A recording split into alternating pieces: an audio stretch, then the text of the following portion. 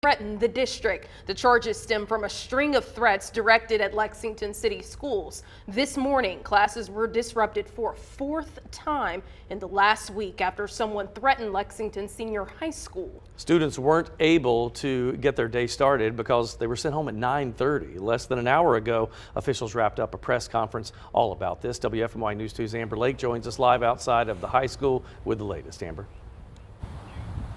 Guys, school officials and law enforcement tell us that a 14-year-old who goes here to Lexington Senior High School has been charged with making at least one of those threats against the school. Now, Lexington police say over the last week alone, the high school has had 4 threats made against the school. Lexington City Schools said the high school let students out this morning around 9, not long after the school day started. The district didn't give the reason for the dismissal, but say it was out of an abundance of caution after yet another social media threat. Last Thursday, Lexington Senior High operated on a 2-hour delay because of the social media threat. Last Tuesday, the school dismissed early because of the same thing. This disrupted yet another learning day for students and staff. LCS Superintendent Dr. Nakia Hardy says the district is looking into how to make up that learning loss.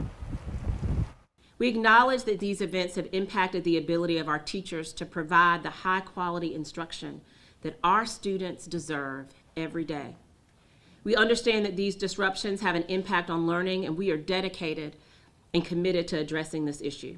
Our team is actively working on strategies to minimize the learning loss caused by these interruptions, all while ensuring the safety of our students and staff.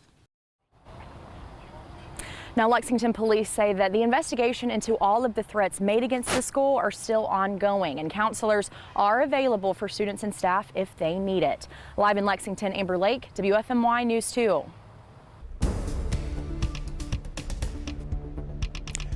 As the day wears on, we've actually seen our weather change quite a bit. If you haven't been outside in the last couple of hours, it looks quite different, doesn't it? We had sunshine before. Now clouds have really rolled in. Temperatures only in the mid-60s, so we're continuing that cool weather trend that we really started over the weekend. Winston-Salem, you're seeing some clouds as well. Temperatures also are in the 60s, and looking around our region, notice how we're in the 65 to 70 range. Up in the North Carolina mountains, it is currently 49 degrees right now in Jefferson. Cold stuff. I want to show you the radar though, and a lot of this might be somewhat deceiving to you. We have very dry air currently, so those clouds that are moving overhead, some of them might be dropping some rain. The thing of it is, a lot of that is going to be evaporating before it hits the ground. So a sprinkle is possible, but any more than that is very unlikely with this kind of a quick little system moving through our area. This will be moving fast. I'm not expecting much of it through the next couple hours. We do have clouds, of course, maybe a sprinkle. That'll carry us into your overnight.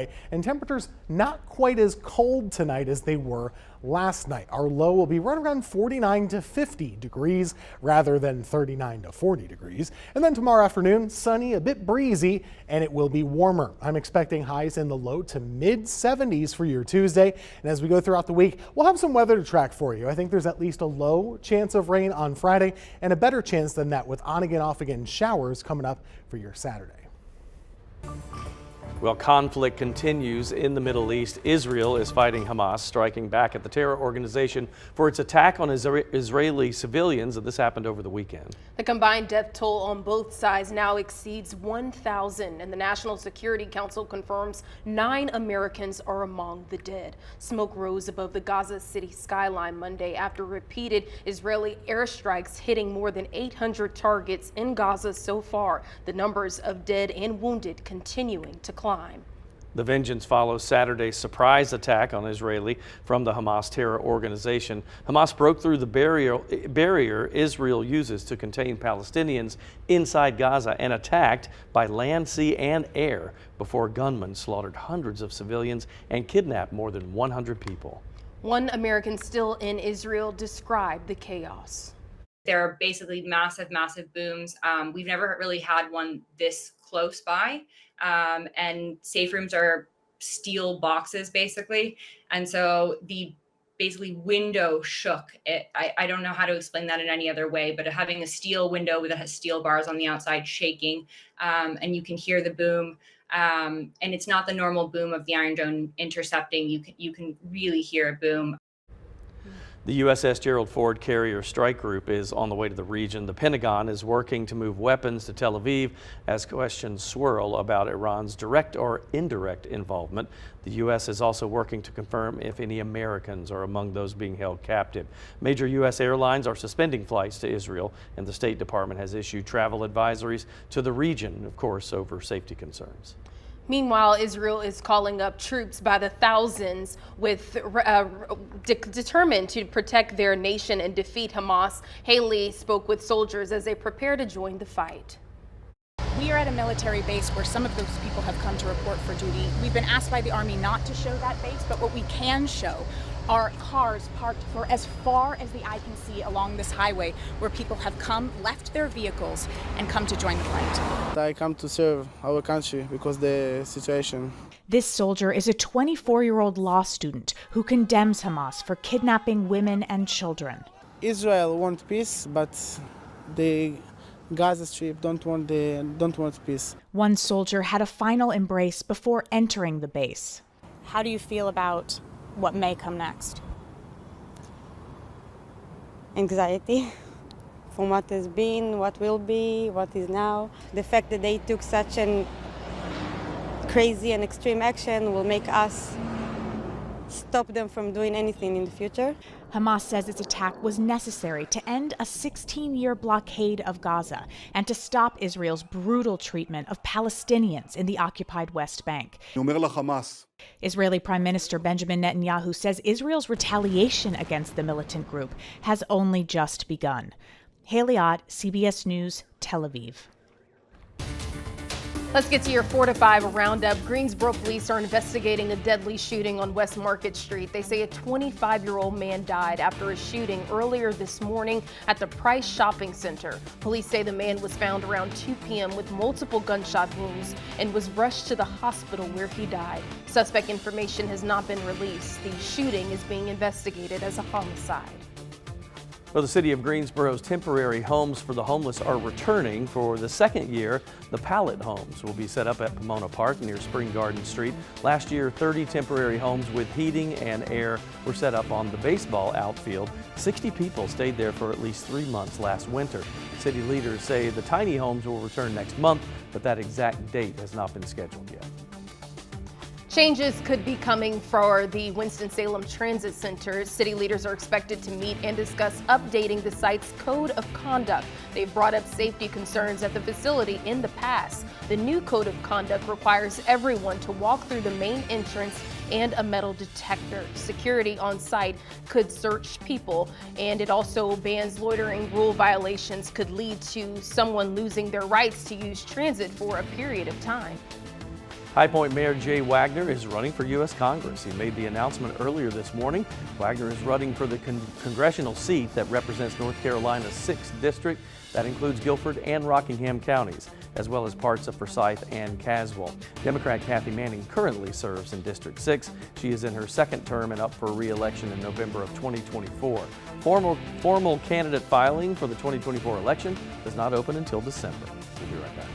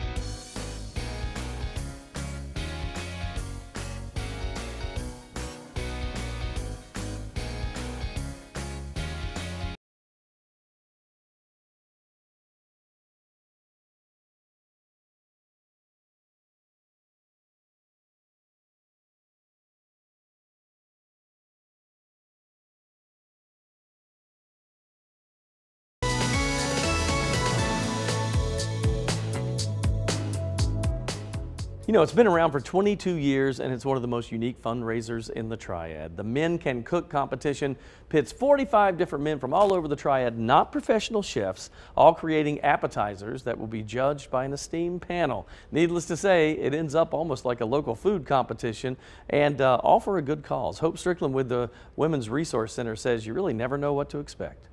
My husband, for instance, is one of the men who can cook, and he was really nervous last year. It was his first year, and he was scared he was going to run out. But the thing is, when you run out, that's kind of how you win, right? Because everybody loves what you made so much that it's gone. So that's really the end goal, is for the men to run out of food. But I think once they get there, and there's just a buzz in the air and really exciting, and so they actually get to go around and taste each other's food as well, because we have volunteers that can help relieve them. So it's just really a fun event with a lot of camaraderie, a lot of jokes, and a lot of laughter. The event also features a live band, there's a silent auction, and much more, and all the proceeds go to helping women all across the Triad. Women's Resource Center has been around for almost 30 years, and it's a place where women can go to be able to live their best lives, to be able to reach self-reliance. And so we have programs such as community resource counseling. We have a free attorney hotline where women can call and get their legal rights and responsibilities made clear to them.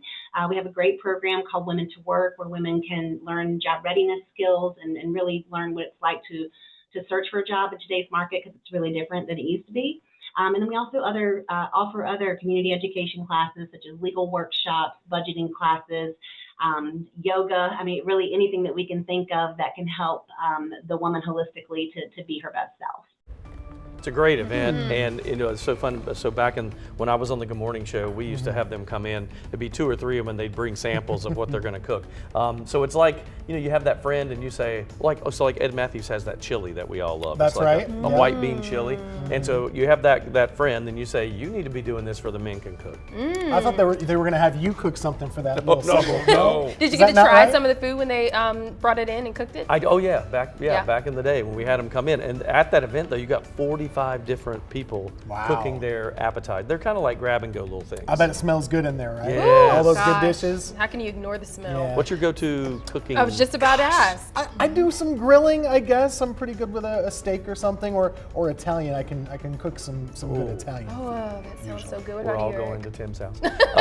Sunday meal. I do a chicken marsala with mushroom cream sauce over pasta, and that's my one thing that I can do that's actually somewhat decent. You know, not just regular stuff that my wife loves. So I made some shrimp hibachi not too long ago, and sounds that was good. really nice, because you always go out and get hibachi, so it was nice to make a home cooked one. So. All right, now we're gonna have some dinner soon. now I'm starving right now. Thanks a lot. All right, we'll take a break. Be right back.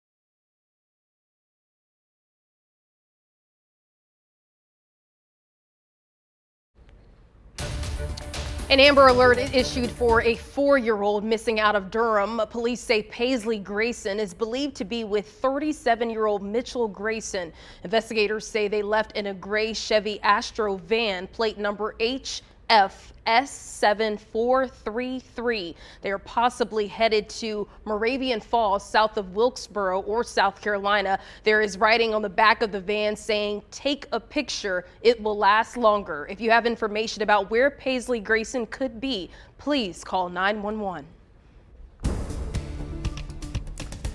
Getting a checkup on the forecast right now. We are certainly looking at the radar. If you've looked outside recently, the sky has gotten a little darker, maybe even enough to produce a couple of sprinkles. We have a quick moving weather system that's going to slide by without too much fanfare for this evening. Radar already showing a couple of sprinkles on the screen right now, but the thing of it is, the air is really dry. So even if the rain falls from the cloud, it may not make it all the way down to where we are at the surface.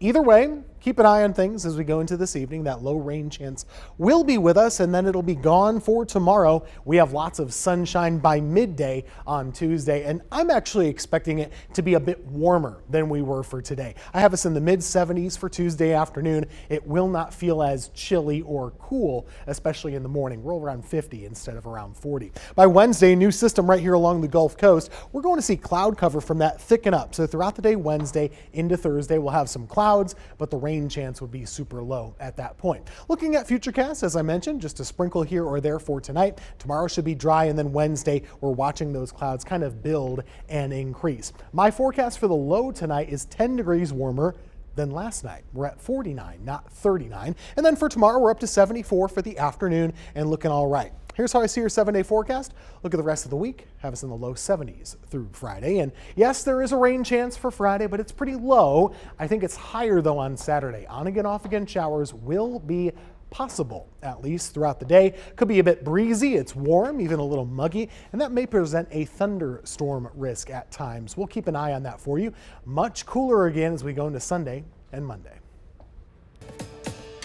Last week it was the wiener dog races. Now we are talking ducks. It was a sight to see at Indian Spring Park in Waco, Texas. Check it out. 6,000 rubber ducks were unleashed on the Brazos River. It was all a part of the first ever Great Waco Duck Race hosted by Imagination Library of Waco Central. Texans could donate $5 to the organization to purchase a rubber duck to compete in the race. We think we've raised over $20,000 for this event today. Imagination Library of Waco, we mail one free age-appropriate children's book to children across Waco in the mail every month. And so all of the proceeds from this event will go to children's books being mailed to kids across Waco. Unfortunately, due to water currents going against the planned route, the ducks didn't make it to the end, so the duck race turned into a duck pluck.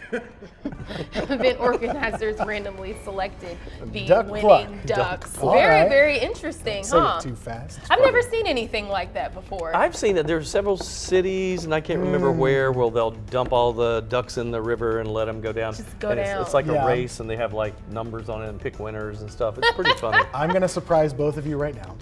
My family, every year, right around 4th of July, we have a big family reunion in the New York mountains. Okay. And there's a stream close by, and one of our events that we do is a duck race. So everybody picks a rubber duck. We got a big old box of them. We dump them off into the stream. We make a rock wall at the end, and people catch them. And if your duck comes in first, you win some money. Now, that seems interesting. And more importantly than the money, you get some points toward the family cup. So which is a big competition. You have to follow Tim on social media for this, because how many people show up to this in the Buckley family? We get like 50 to 80 Buckleys. Stars versus 50 to 80 Buckleys. Stars and stripes. Wow. Yes. But the duck race is part of it. Now, I have seen a blown up duck where people were actually get in there and they will drive the ducks and stuff like that inside of the water, which is pretty cool, very competitive. But I'll have to check it out on your social media. Some video. Yes, I look forward to that. Very cool. All right, we're coming back. Take a short break.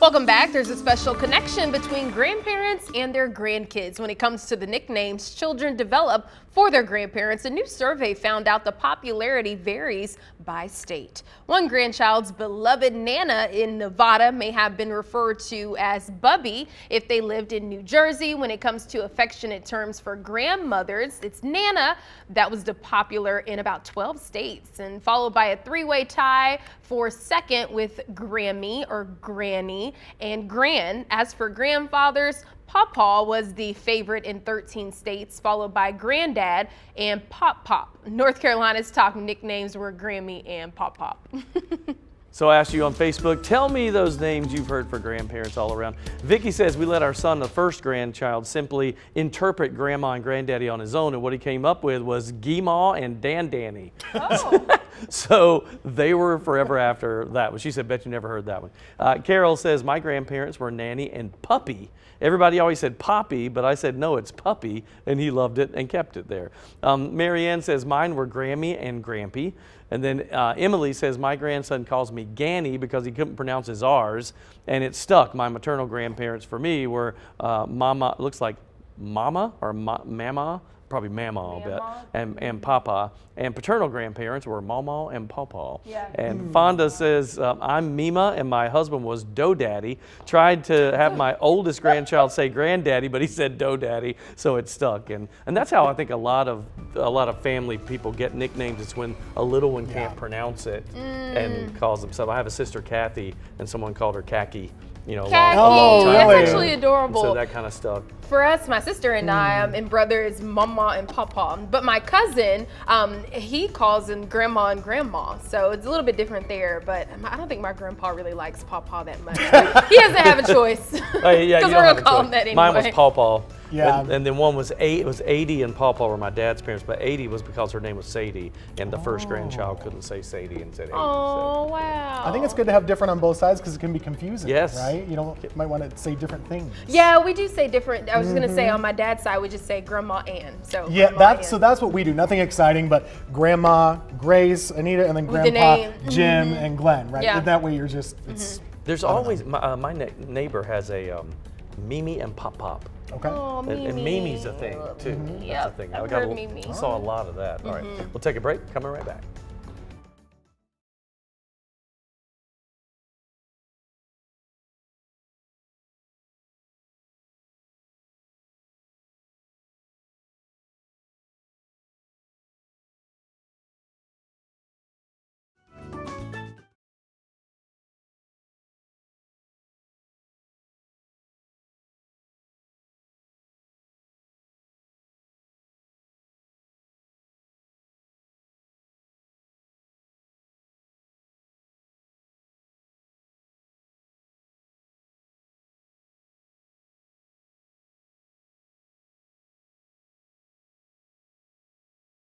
Mic check, mic check, mic check, mic check, mic check, mic check, mic check, mic check. Mic.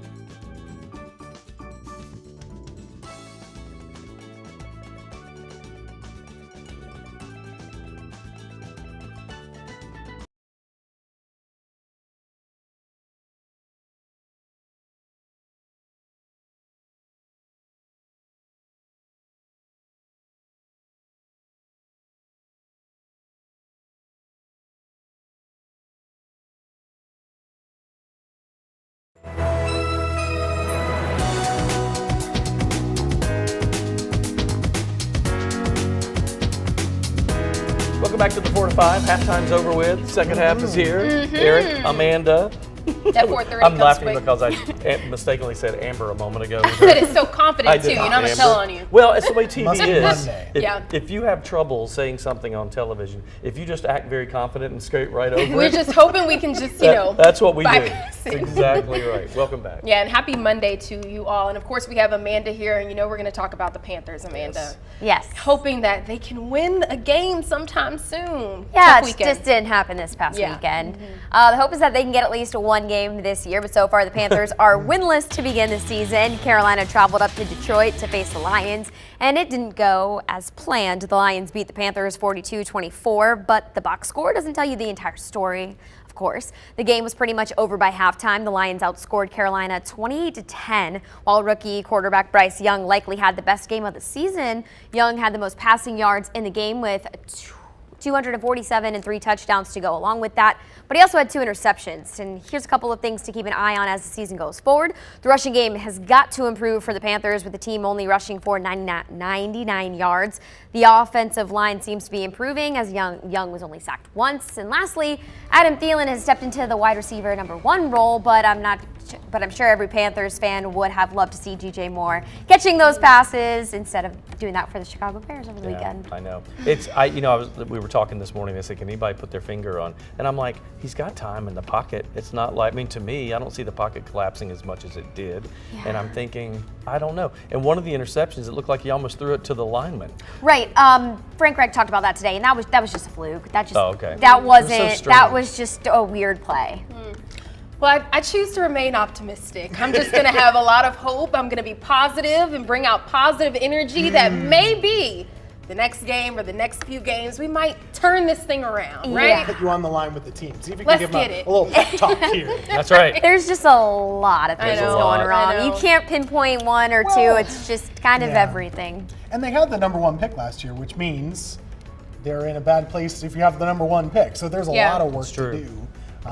Yeah. I just think at this point, 0-5, try anything. Now you can start Yeah. moving people around, trying Sure. things that you maybe would not have done. It's time It's to just experiment. really hard to see this team suffer like this because it's Sure. been so many years of this. And you've seen hope, you've seen glimpses, Right. and now it's like you don't see anything. So it's like, how do you rally this fan base and keep it going? We keep pounding. That's what we do. That's That's what they Pounding. say. That's Keep exactly pounding. right. Tim, It'll come. that weather. How about some sunshine? Can we Yay. figure that out? Well, right now it's cloudy, but we will have more sunshine to come for tomorrow.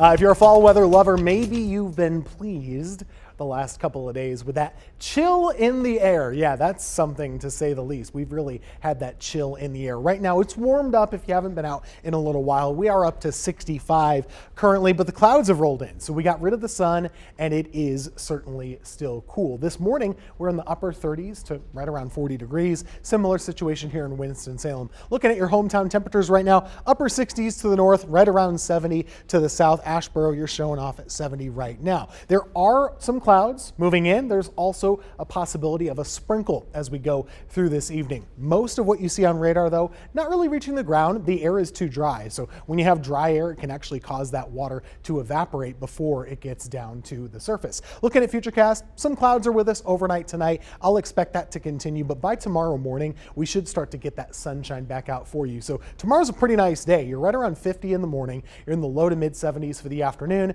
with good amounts of sunshine. That's a warmer day, a little breezy. Now, when we talk more about the 7-day forecast, we have a couple of systems that we are tracking. One of those would be coming up Friday into Saturday in particular. And another thing to keep an eye on, we have a partial solar eclipse on Saturday.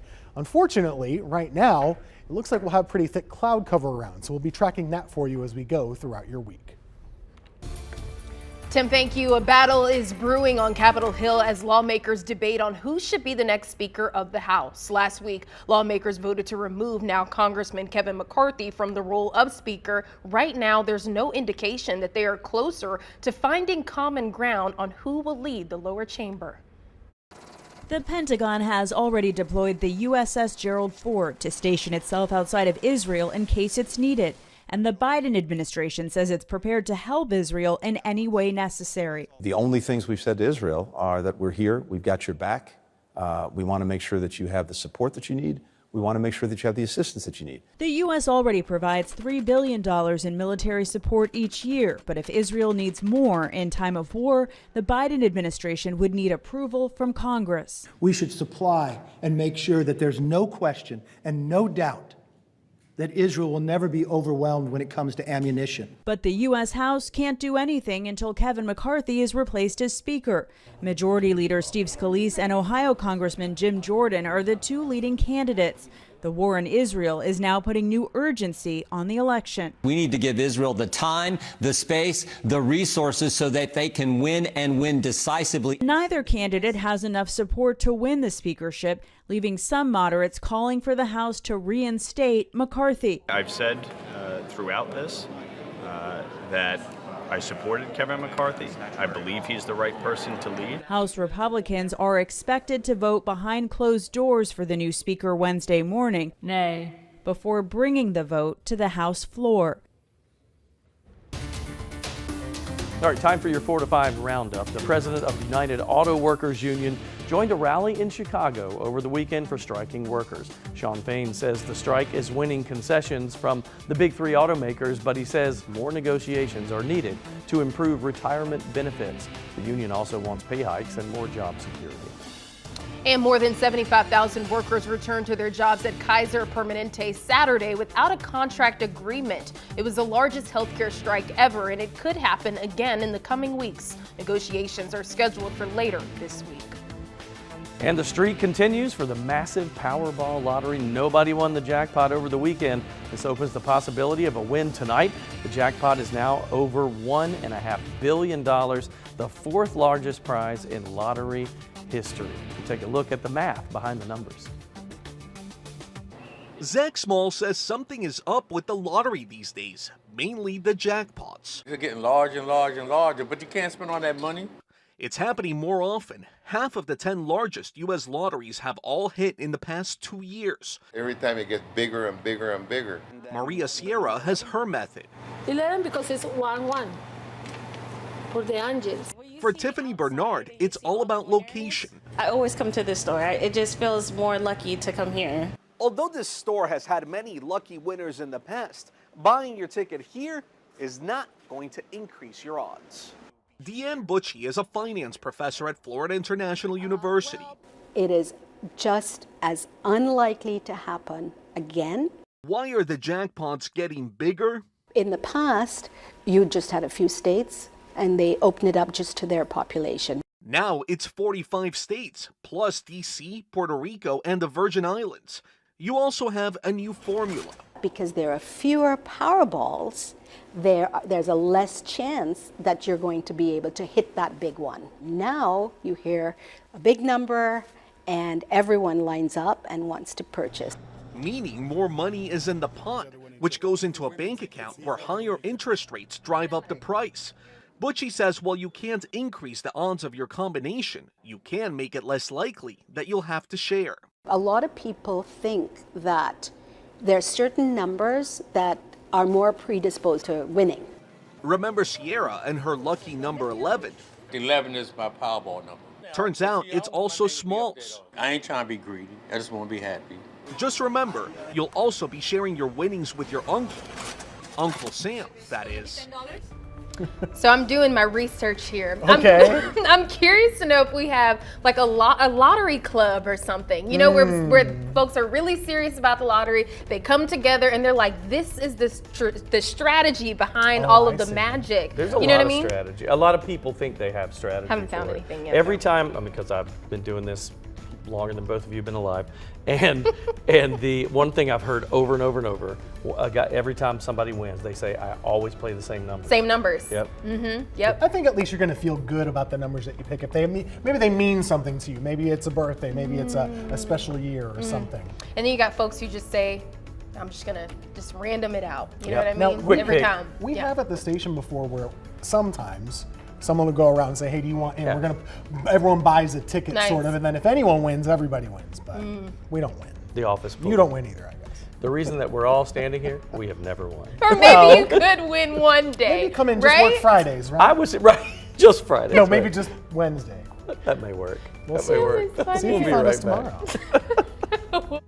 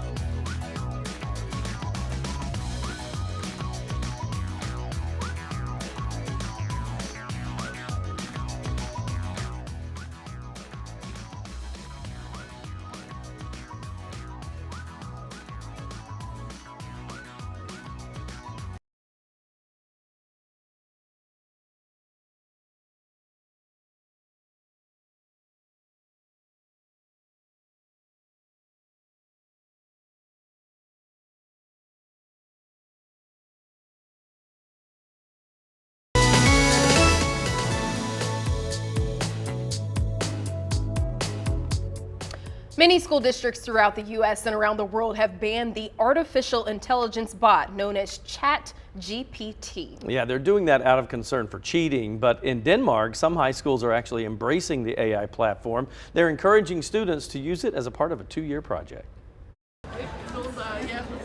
There's an unconventional way of learning at this school in Denmark. Okay, what do you think? This is where you think for yourself. Teachers are actually encouraging students to use the artificial intelligence program ChatGPT, the AI bot known for writing essays and helping kids ace exams. Whether or not you like this and whether or not you think it's problematic, you have to realize that it is here. They see AI-generated text not only as a tool to solve problems, but a helping hand. You know the answer, you're better than the machine. To better learn information along the way. It is a misunderstanding to think that the primary goal of the school system is to detect students who cheat. The primary goal of the school system is to teach the students. It's a nice way of using it. It's giving you a couple of answers if you are in doubt of what the text is about. These Danish educators believe rather than banning the bot, it's best to talk about it. It's so important to have open conversations with the students and the pupils and to allow them to do things. Students see it as a potential personal tutor. It's almost like a search engine, but you can be more specific with it. And it can give you more straight answers than typing something into Google. Right now, you're asking... While also helping to answer how to best use new technology. So the New York City Department of Education, the largest school district in the country, reversed its ban on ChatGPT earlier this year. Educators say the AI tool caught schools off guard, and the ban was in part kind of a knee-jerk reaction out of fear for this. It's kind of the Wild West, right? We don't really know what it's capable of, or maybe we're starting to learn that, but we don't know what we're comfortable with yet. You still want kids to do the work and learn and retain information. I see both sides of it. What the woman said here from Denmark, that you gotta, she said in her words, embrace it because it is here. But then I see the other side where it's like, with cheating and things of that nature. But gosh, students cheat in so many other ways as well too. I've heard that's just, you can't ban. that some people are trying to develop, and they're using AI to detect AI cheating. Isn't that something? So taking the same code and turning it around and saying, no, we can tell what you're doing. So, interesting. I've used it to look up dad jokes. It works. I haven't used it yet. I haven't In the either. break, we'll ask it to tell us a joke about your do it. All right, we'll be right back.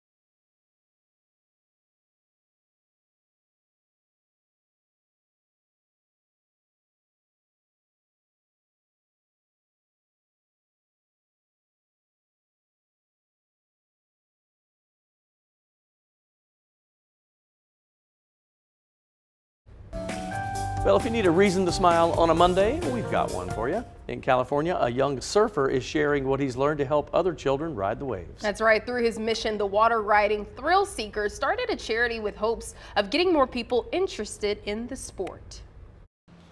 For 12-year-old AJ Iredell, surfing isn't just a passion, it's a way of life. It's a little inconsistent, but Not bad for a school day. yeah.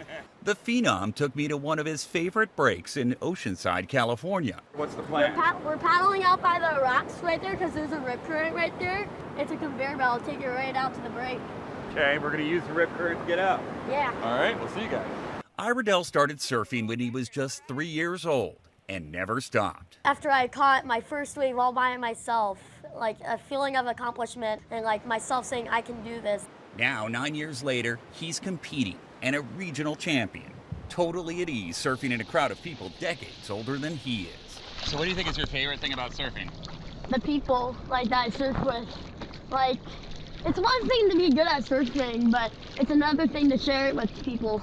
And he does that regularly, volunteering with Ways of Impact, which provides free surf camps for people with disabilities and other challenges, many of them children. I love seeing the smile glow on their faces after they've done it. Like, at first, like, the ocean may be a place of fear, but those kids are fearless. Just talking to these kids and seeing what they've gone through, it's crazy, and to know, like, what we take for granted. What's that like as a mom to see him want to help other people? I'm so grateful. I'm truly so grateful. AJ's mom and dad are his biggest cheerleaders. As one of 5 children in the family, their son learned to be a team player early in life. I think that he was able to recognize the opportunities that he was given and the people that helped him when he was little. And I think that he's just as excited to be that guy for some of these other little guys. You get good grades? Yeah, I try to. When he's not surfing, AJ somehow finds time for jujitsu, snowboarding, and of course his family. I'm trying to get my little brother into it. He's about to turn 2. Does he like it? Yeah, he loves it. He's 2. He's old enough now to surf, right? Yeah, he's old enough. Are you like training a little surf partner? Yeah, pretty much. A kid at heart That's super fun. with a giant heart. Oh, he's What a adorable and a great great kid. speaker as I well know. too. Just checking him out when he was snowboarding as well, but the surfing and giving back with charity, I think that is just absolutely amazing. And also just to do it with this young, I think he's 13, 12. He's I 12, mean, that's yeah. even fun too. I just love he's family centered. You know, like not a lot of 12-year-olds will help the 2-year-old with anything, and that's great. There was a picture in the middle where whomever he was helping, they had some disability, they had rode a wave in, and in the back of the picture you saw him kind of blurred out, but he was hands up, Oh, like nice. no one was looking at him. He was just super happy that he was able to help this person. That's great. You know, That's great. Good for succeed. I like to think sometimes when I visit the ocean that I can surf, like in my mind. I like to wish. think it. Then you put me on it, and then I just No. fall We're going to put you on a 50,000 plane to times. Oceanside, California. There you go. He can help you out. If you want You to guys will learn, watch me fall every second and laugh. learn here. Don't learn in California where they have real waves. Real Well, wave. that's true. Yeah. Then you're in trouble. Put you on the bunny slope first, though. All right, Easier Tim. ones. What are we looking like here? Okay, no ocean here in Greensboro. We did check. Maybe you can do some surfing on Lake Brant. I'm not sure about that. We do want to let you know about something cool in the sky. You probably remember several years ago there was that exceptional solar eclipse. It was a big deal across the country. Well, we have another solar eclipse coming this Saturday. You might not have heard much about it because it's only a partial one. But on Saturday, this is at about 1:15 in the afternoon. About 39% of the sun will be blocked out by the moon. Now, the bummer about this is twofold. One of them, you need eclipse glasses to be able to see it. So maybe you still have them from last time. The other problem is that I'm really expecting we are going to have clouds around on Saturday. Hopefully not the whole day. Hopefully we can grab a glimpse here. But as we go throughout the week, we're going to see a couple different weather systems come closer to our area. The best chance for clouds, the best chance for rain, well, that's coming up on Saturday. We will keep you posted as we get a little bit closer. In the meantime, enjoy some warmer afternoons. Before we go, an update on the aftermath of the Hawaii wildfires. It's been 2 months since the wildfires devastated western Maui. The fires killed at least 97 people, and nearly all of the historic town of Lahaina was destroyed. A recent study found Maui lost more than $13 million a day in visitor spending, and now some hotels are starting to welcome visitors back in efforts to jumpstart the island's economy. This here was our bedroom. For Vance Honda, the pain of losing the home he built with his father while in middle school is still fresh. We would work together and doing all the plumbing and building this structure. He and his wife Kathy raised their 3 children on the same property. Now when we look at the house, we see the memories of raising our kids here. They are still struggling to find permanent housing. What do you think the community needs most right now? Having a better idea of where we're going to be until we can rebuild. More than 2,000 buildings were destroyed in this fire. The majority of them were homes. Today, thousands of people are still displaced, being shuffled from one temporary location to the next. And now Hawaii's government has pushed ahead to jumpstart tourism in an effort to boost the economy and create jobs. Under the mayor's guidance, businesses, including hotels on a 3-mile stretch from Kapalua to Kahana, were encouraged to open Sunday. The area of Kanapali is set to reopen in Phase 2, but that's where many fire evacuees have been sheltering at hotels.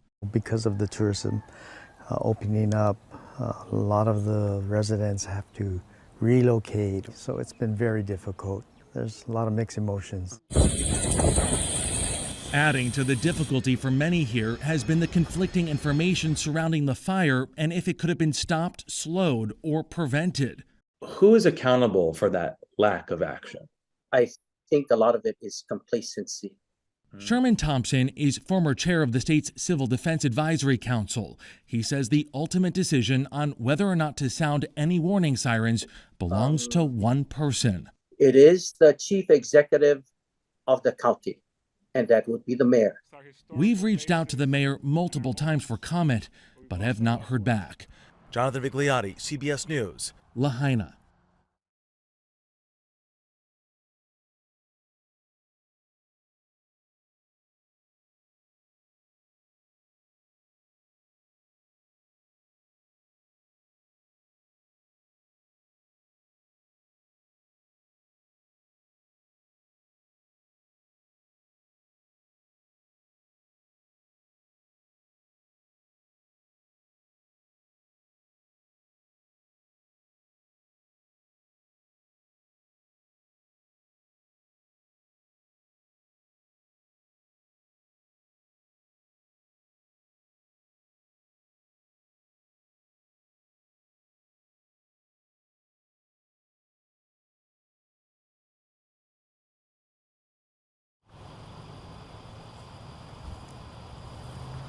School officials and law enforcement tell us the 14-year-old charged with making one of the threats actually goes to school here.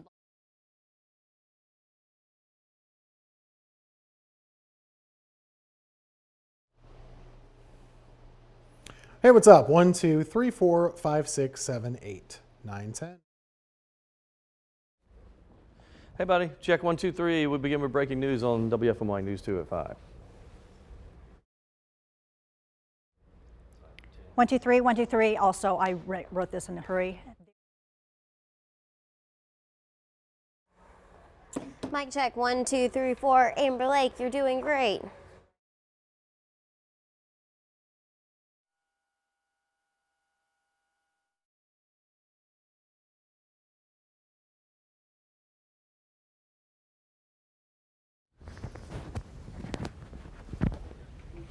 You need me to go again? 1, 2, 3, 3, 2, 1. Sorry about that. Mic check, mic check, mic check.